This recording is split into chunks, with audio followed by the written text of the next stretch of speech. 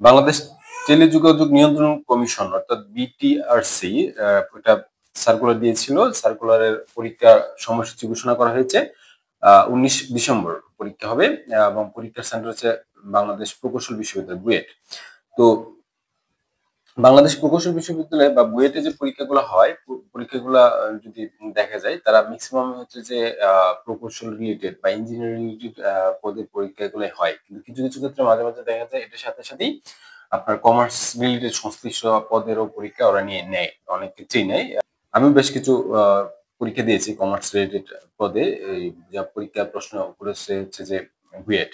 তো বুয়েট আসলে কিরকম প্রশ্ন করে যদি বলি তাহলে বুয়েট প্রশ্ন প্যাটার্ন দেখবেন যে ১ ঘন্টার প্রশ্ন হবে। তো এই ১ ঘন্টার প্রশ্ন কিন্তু আপনার ১ ঘন্টার প্রশ্ন অনেক ক্ষেত্রে হচ্ছে যে ২০টা হচ্ছে গিয়ে এমসিকিউ প্রশ্ন থাকবে, বাকি অংশ হচ্ছে গিয়ে লিখিত থাকবে, এরকম থাকতে পারে। অথবা ৩০টা এমসিকিউ। এই ১ ঘন্টার ভিতরে আপনার এমসিকিউ প্লাস রিটেন প্রশ্ন হওয়ার সম্ভাবনা অধিক।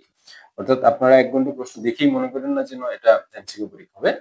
আমার ধারণা হচ্ছে যে এমসিকিউ প্লাস রিটেন হবে। হয়তোবা ২০ মার্কসের হচ্ছে গিয়ে নন সাবজেক্টিভ এর এমসিকিউ থাকবে। পাশাপাশি হচ্ছে সাবজেক্টিভ সহ নন সাবজেক্টিভ এর কিছু জিনিস হচ্ছে গিয়ে রিটেন থাকবে। যারা আপনার উপসহকারী পরিচালক অর্থ, হিসাব বা বাণিজ্য পদে পরীক্ষা দিবেন, আপনারা অবশ্যই সাবজেক্টিভ এবং নন সাবজেক্টিভ প্রিপারেশন নিয়ে যাবেন এবং আপনার বুয়েটের যারা প্রশ্ন করে অর্থাৎ ওনারা অনেক বেসিক থেকে অ্যাডভান্স লেভেলের প্রশ্ন করে অনেক ক্ষেত্রে। আমি নেস্কোর একটা পরীক্ষা দিয়েছিলাম। নেস্কোর পরীক্ষায় ভাইভাও দিয়েছিলাম। চাকরি যদিও আমার হয়নি।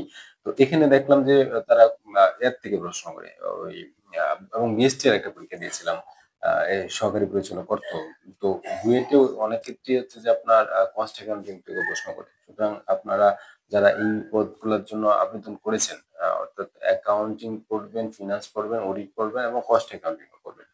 এগুলো থেকে আপনার প্রশ্ন হবে এবং বাংলা, ইংরেজি, সাধারণ জ্ঞান, গণিত, ত্যায্য আমার প্রস্তুতি রাখতেই হবে।